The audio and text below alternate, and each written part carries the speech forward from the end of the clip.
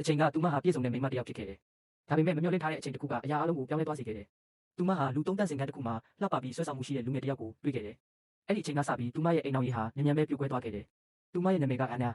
အသက်အရွယ်ကောင်းဆုံးအချိန်မှာရှိတဲ့မိန်းမတစ်ယောက်ချစ်စရာကောင်းတဲ့သားတစ်ယောက်နဲ့အောင်မြင်တဲ့ခင်မွန်းတစ်ယောက်ရှိတယ်။မြို့ပြင်အလှပအပြည့်နဲ့အင်ကြီးထဲမှာနေထိုင်ပြီးလူတိုင်းအိမ်မက်မက်ကြတဲ့ဘဝကိုဖျက်ဆီးနေခဲ့တယ်။ဒါပေမဲ့ဒီနေ့မှာတော့အရာအလုံးပြောင်းလဲသွားခဲ့တယ်။ပြင်းထန်တဲ့မိုးလေဝသတစ်ခုကမြို့ကိုဖုံးလွှမ်းသွားတယ်။ဈေးဝယ်ပြီးနောက်အနာကပြင်ပမှာပိတ်မိနေခဲ့တယ်။မုန်တိုင်းကစိန်ခေါ်မှုလိုအတန်ထွက်နေပြီးထွက်လမ်းမရှိခဲ့ဘူး။သူမဟာအနည်းဆုံးကစတာမတ်တိုင်ကိုလမ်းလျှောက်သွားဖို့ဆုံးဖြတ်လိုက်တယ်။ဒါပေမဲ့လေပြင်းတစ်ချက်ကသူမကိုလဲကျစေခဲ့တယ်။သူမဟာလူငယ်လှပတစ်ယောက်ရဲ့လက်ထဲကိုဓာတ်ရိုက်ကျသွားခဲ့တယ်။အဲ့ဒီအချိန်မှာတော့ကံကြမ္မာကဒီအတွက်စောင့်နေခဲ့တယ်လို့ခံစားရတယ်။တုံ့လုံးနေတဲ့အနံကလှေကားတစ်ပေါ်မှာထိုင်လိုက်တယ်။သူကသူမရဲ့ဒူးမှာသွေးစီးနေတာကိုတွေ့လိုက်တယ်။အဲ့ဒီလူငယ်ကသူမအတွက်တက်စီခေါ်ပေးခဲ့တယ်။ပြီးတော့သူမကိုသူ့အခန်းကိုလိုက်လာပြီးဒဏ်ရာကိုတန့်စင်ဖို့ဖိတ်ခေါ်ခဲ့တယ်။သူ့နာမည်ကဂျက်။သူ့ရဲ့အပြုံးထဲမှာမိုင်းမဲမှုလေးတစုံတစပါနေတယ်။အန်နာရဲ့နှလုံးခုန်တုံးကမြန်လာပြီးအရေးပြောသလိုခံစားရတယ်။တက်စီတောင်အနီးမှာရောက်လာပြီးဖြစ်ပေမဲ့သူမမထွက်သွားခဲ့ဘူး။အစား